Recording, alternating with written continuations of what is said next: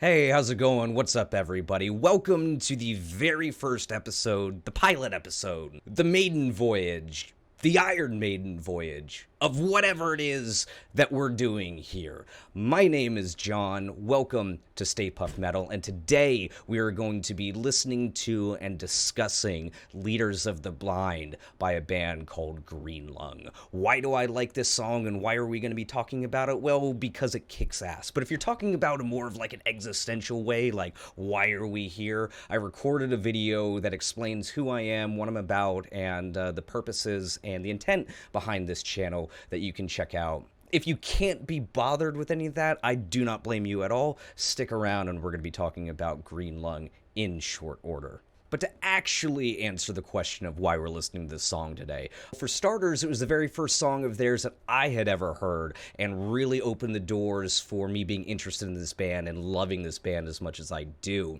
So I figured, hey, if that worked for me, maybe it's a good starting point for someone else who haven't heard this band before.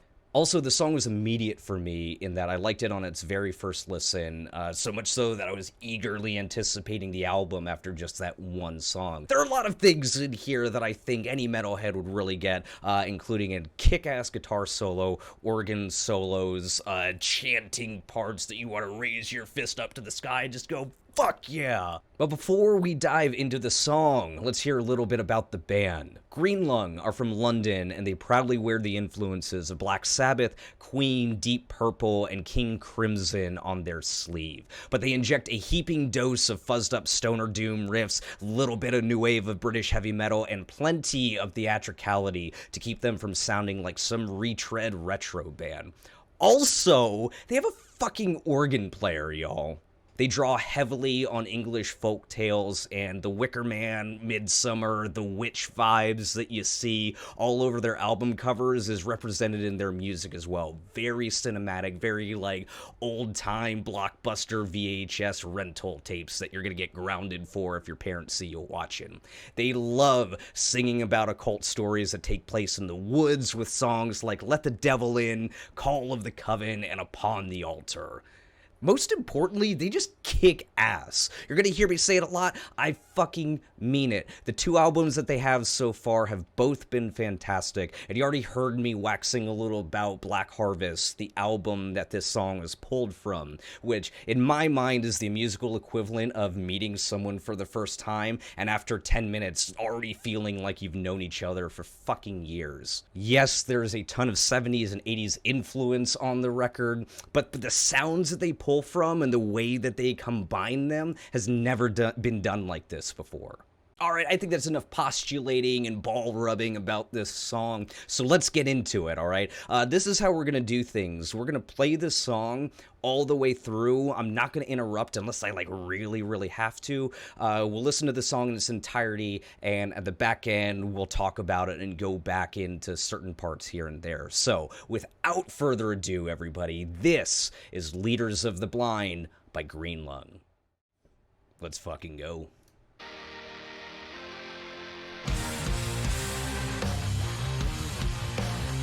Yeah, get used to that stomp. It's coming around plenty.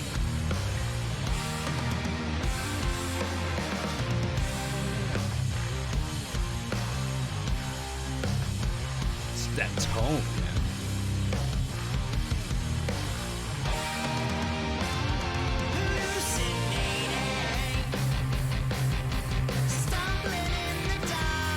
So much Ozzy and Tom's delivery right there.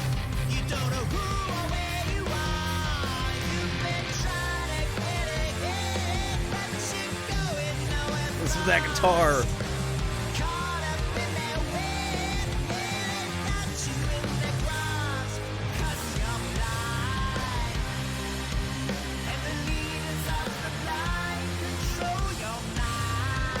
Fucking stomp again.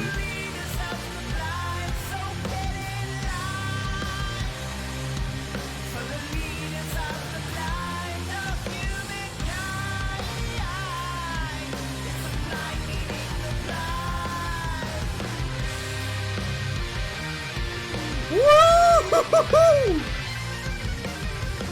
Organ solo by John Wright. It's fucking go!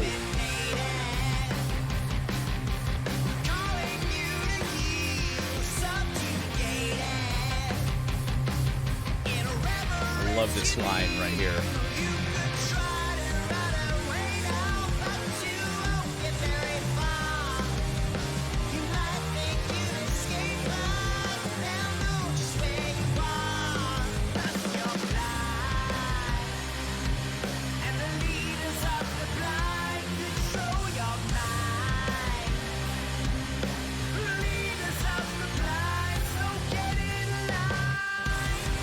Yeah!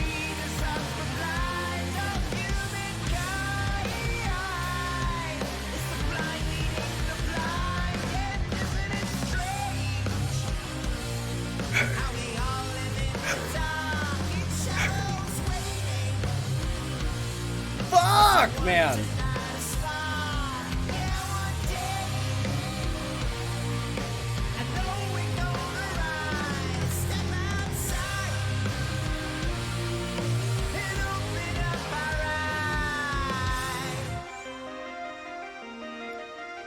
This bit makes the whole song. We'll talk about this in a second. Holy shit, y'all.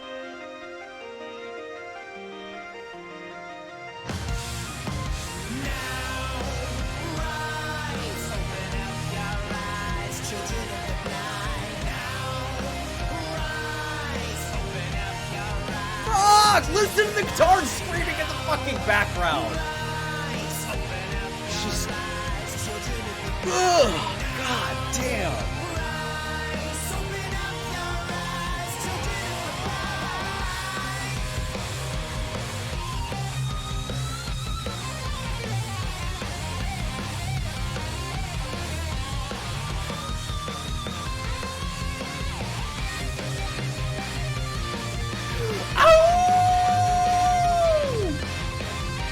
Fucking Jakey Lee in the house, dude.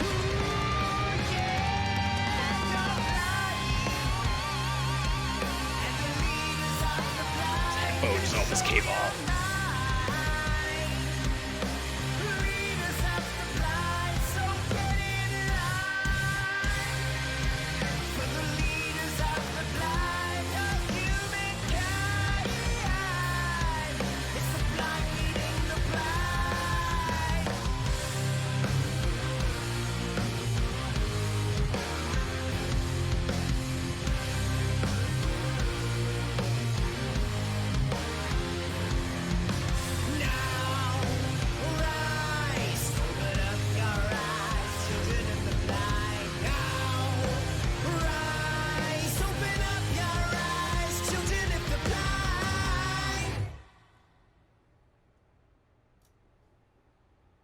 God fucking damn. Alright, so let's find a way to talk about this shit, shall we? I mean, without me swinging my arms around like a drunk octopus trying to play the drums. Don't know what that was, y'all. We're just gonna go with it. It starts off with the stomp, right? And then gets right in here. It's interesting to me because the way that the lyrics are very much about us living in a conformist society with the overarching they, right? Pressing us down and keeping us from being individuals. That's how, like, the first part of the song comes, and then you get the now rise, which is just like wanted to fucking pull dead bodies out of the ground or fucking conjure them like a necromancer. I don't know. I feel like fucking Mickey in the goddamn Fantasia, just like, yeah, here we go. Water, sorcerers, spells, whatever. It's why I fucking love this band so much, because they can evoke that type of feeling. It's just one song. I wouldn't even say the song is their best song either. I think it's interesting how there's like a march or a stomp all the way through to kind of mirror, you know, this walk that all of us do in tandem with all of these other people in this conformist land that they're singing about here. One of the first things I pointed out that I tried not to talk over is the like the pre-chorus riff with the guitars behind it. Singer Tom Templar, very much an Ozzy-like delivery, right? Not so much as feeling like he's trying trying to sound like Ozzy, but there's very much that type of influence in his vocal range, which I think is very cool. The vocal delivery that he has in the first pre-chorus part almost takes your ear away from the incredible guitaring behind it and like the organs going on. This is what I'm talking about. Check it out. You don't know who or where you are. You've been trying to get ahead, but you're going nowhere far. Yeah. Caught up in their web, yeah, got you in their grasp. 'Cause you're blind. Yeah, just very, very cool. You don't know which one to listen to. The vocal melody is really catchy. The guitar riff behind it is also cool as hell. One of the reasons why I said it's an immediate song for me, because you hear that and it sticks out, but then after subsequent listens, you're like, oh, am I going to listen to the guitar on this one? Am I going to listen to the vocals on this one? But yeah, just fucking cool. And then that kind of sets the tone for where we're going in the second verse. But before we do that, we have to shout out the organ solo right here. Mr. John Wright. John? It's not fucking Frenchman. They're from London. John Wright on the organ, everybody. I was kind of screaming over it before, so let's do it one more time without me just, like, freaking out.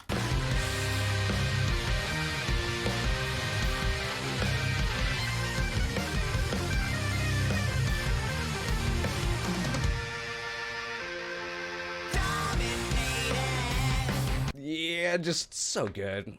So good. I feel like, who cares about guitar solos anymore? Organs and keyboards. Keyboargans.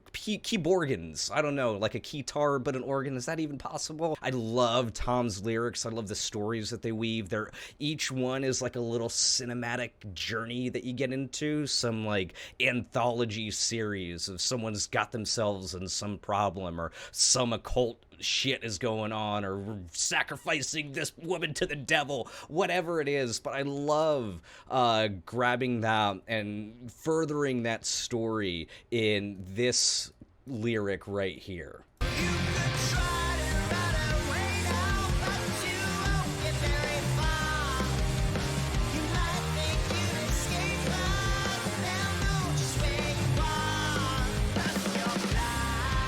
Yeah, a little fucking drum roll right there, stuttering to the chorus. Fucking creepy as shit, right? And that kind of leads us into what comes up at the interlude, which I think really makes the song. You have the lyrics getting in there instead of talking about the way things are, but why. And then it gets into the hopefulness, which is where this keyboard spacey part comes in, and it changes the whole bit of the song, whereas the first part of it was about how we're being oppressed and how we're not individuals and how we're never going to break out of these shackles that we're in. This second part where it says, I know we're going to rise one day, step outside and open our eyes, and then it gets to this part right here.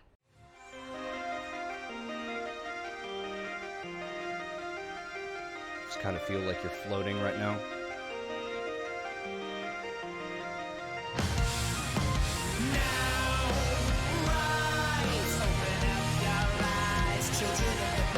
I mean, that is my favorite part of the song, again, because of how it just makes you want to, like you're Kane coming into the ring and going, now. That part, in my opinion at least, does not have the same effect if you're not kind of suspended in animation and then boom, right back into the drop. And coupled with the lyrics, coupled with the now rise, you're no longer part of this thing, you are now a you know, rise. Children of the blind, you rise. Arise. I don't know, I think it's really cool, really interesting songwriting aspect thinking about that, is making that drop feel so powerful by issue of kind of pausing the stomp on the song for a little bit, letting us hang weightless for just a little bit, and then bringing the fucking thunder down. I love it! Oh my god. Arise. All right. Check out this fucking guitar solo by Scott Black, their guitarist. It literally is like, the more you go back to it, the more this thing should be in like fucking Guitar Hero. It should be plastered on like every fucking tablature book of kids trying to learn guitars and everything like that. It is a classic solo for a song that's barely a year old. Listen to this shit, y'all.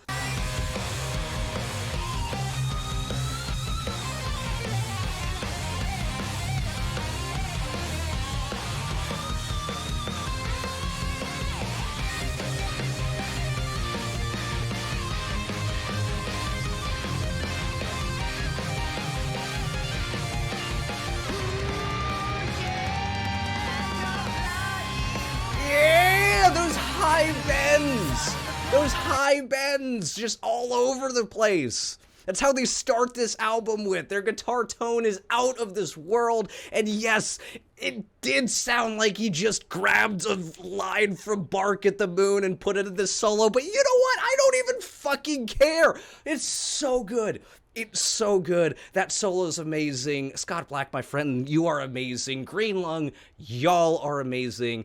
And if a nice little coda on this, if when we get to the chorus for the third time, not only do they make it interesting again to the ear by layering stuff in, listen to this little staccato part just to switch things up and to make sure that you're paying attention.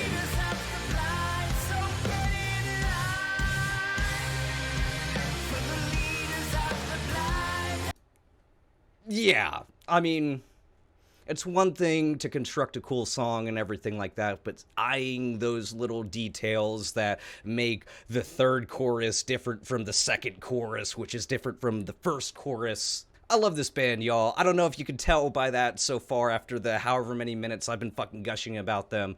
Green Lung, give them a listen. Hope that you really enjoyed that song. Hope that you were able to go and listen to the album, listen to Black Harvest, listen to Woodland Rights. They are a fucking killer band, and I have heard from people that have seen them overseas that they are amazing live. I haven't gotten the chance to see yet, but soon.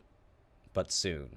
Hey, so that'll do it for our first video here. What did you like about the song? What did you not like about the song? Did you interpret the lyrics the same way that I did? Did you like a different part of the song in a different way? Like, what stuck out to you? That organ was pretty killer, right? I don't know about the bass. Maybe you're a bass fan, I guess. We'll talk a lot about basses coming up. Either way, whether you liked the song, whether you hated the song, whether you liked me or hated me, let me know down in the comments. I'd love to talk about this band with you. Hey, this is our first video too.